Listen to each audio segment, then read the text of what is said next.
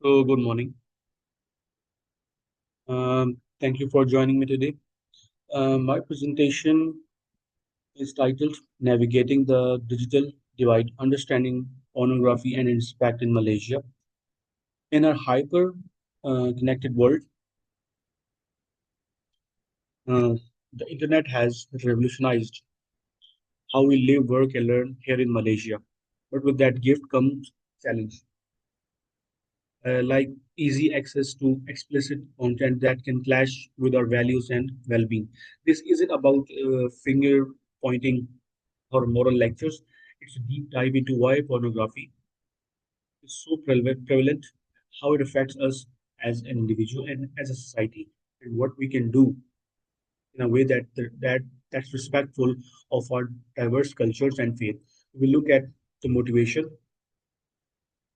We will look at the motivation and ripple effects and a practical solution that empowers rather than it. By the end, I hope you will see this as a call to build a healthier digital Malaysia, one that honors our tradition while embracing technology. Let's get started. Now, first, let's clarify why this report sets out to achieve. What basically, what's this report sets out to achieve? What's the purpose? The goal is to goal are straightforward, but ambitious. First of all, what is the motivation? Have to unveil the motivation behind, and will unpack why people turn to pornography. Like here in Malaysia, factoring in our unique blend of psychology, religion, and society, assessing the ripple effects. Like beyond the screen, how does this impact mental health, relationships, and even our communities? And the third is crafting tailored, empathetic solution. No one size fit all bans. We are talking locally relevant strategies that help people make better choices. This data driven approach keeps things grounded and sensitive to our Malaysian context. Now, moving on to have an open conversation, we need to agree on what we are talking about. Let's define a few terms. First of all, what is pornography?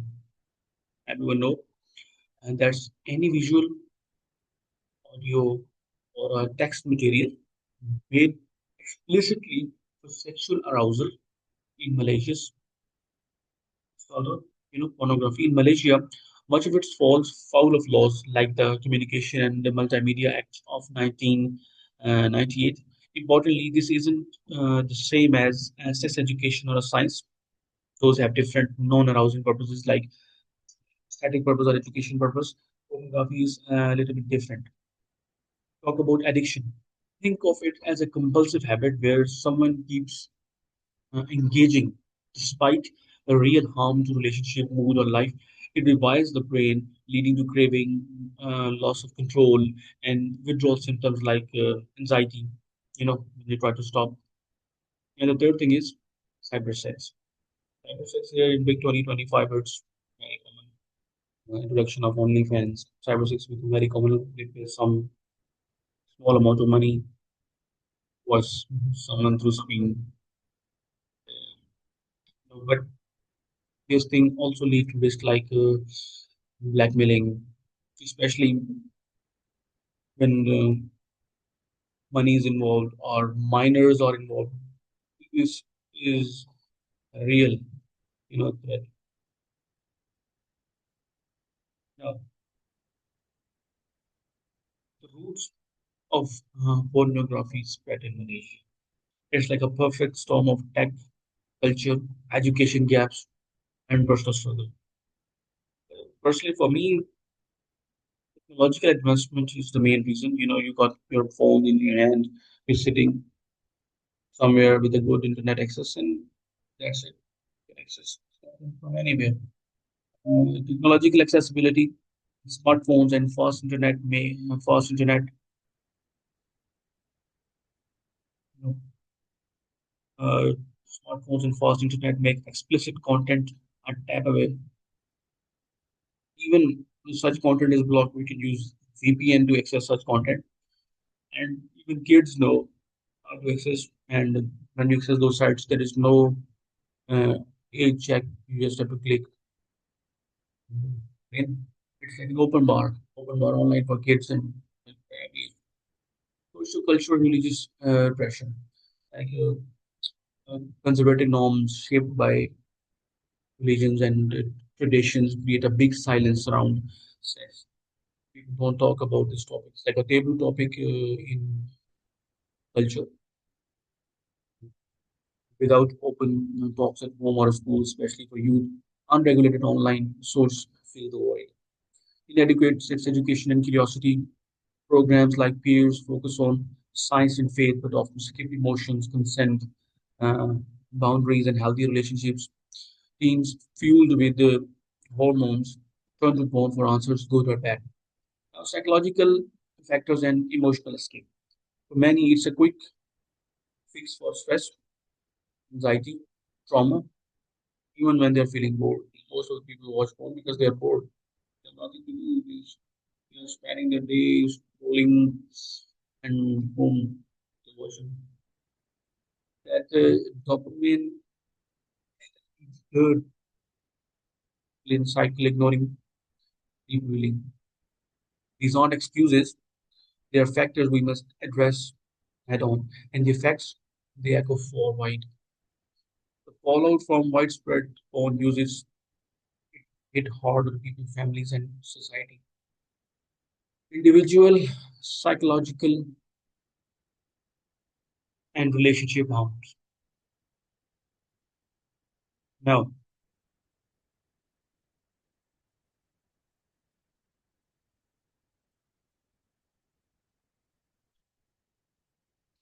it wraps views of sex, creating unrealistic expectations for intimacy and body images, both the foolish effects that drive for novelty leads to escalating content, real life dissatisfaction, dysfunction, guilt, and anxiety, especially in our faith-centered culture.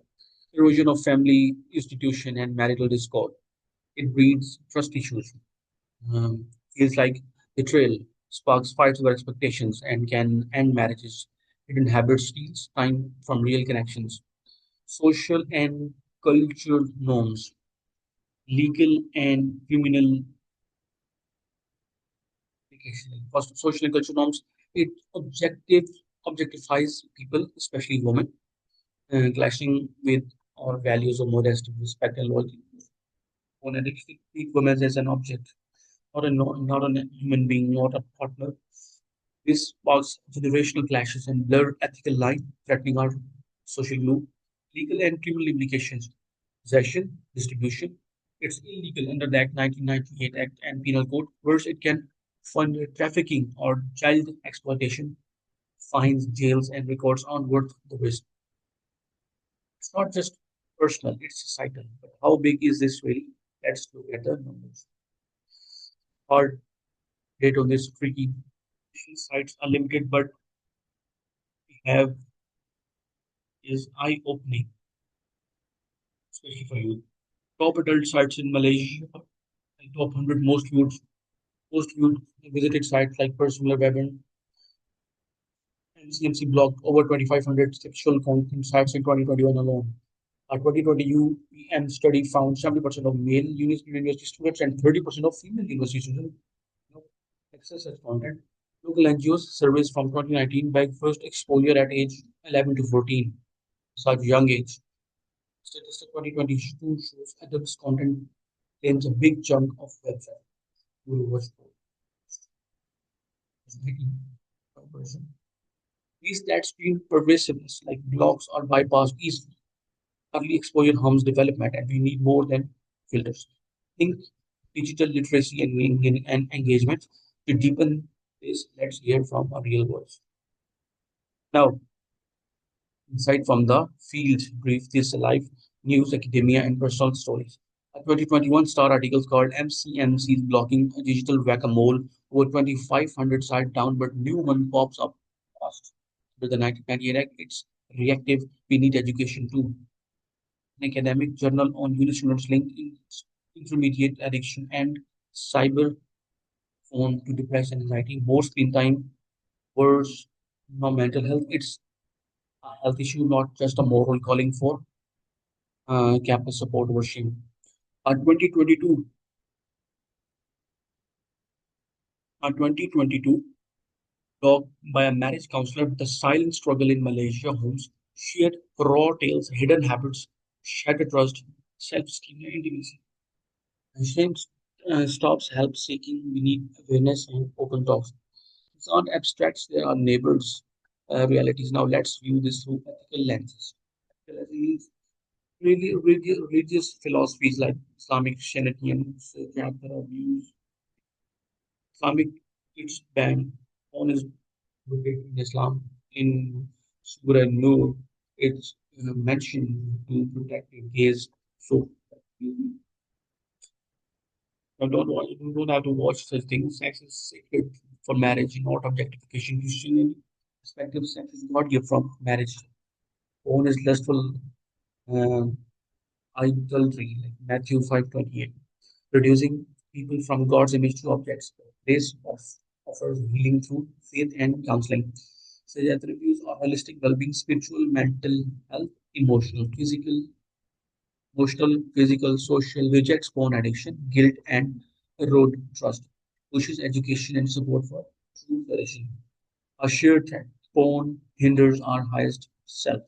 This ties directly to our national principle. What is that? Rukun Negara, national principle under siege. So that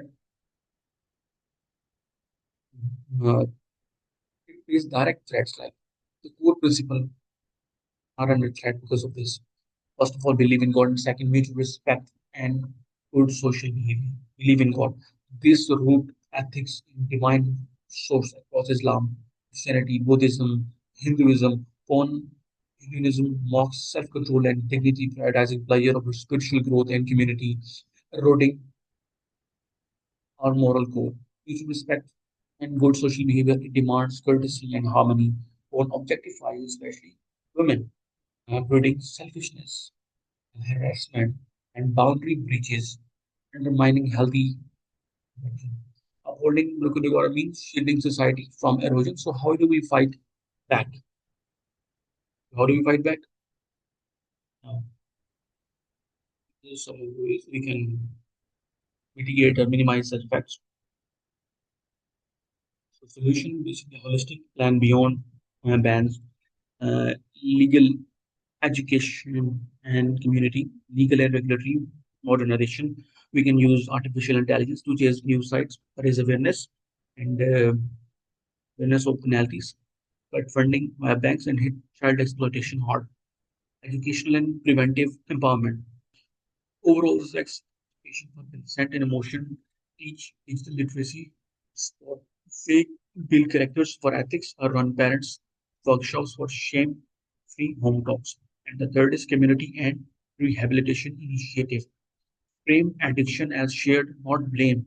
Offer helpingness, spiritual integrated groups, train counselors and leaders, engage youth in sports, arts, volunteering to build real bonds. Give youth some activity.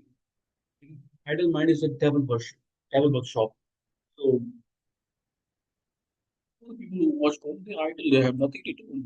Basically, people don't watch such stuff. Basically, internet is a good thing if it can use in a positive way, but it can destroy societies. And most of the societies are under threat because of this. And this isn't easy, but it's doable with empathy, innovation, and unity. So, in closing, pornography isn't just a digital glitch; it's divides are testing our values, health, and harmony. But by understanding its root, impact, and fixes, we can navigate it together. Let's commit to Malaysia's tech connect without corrupting and well-being thrives. So this is it.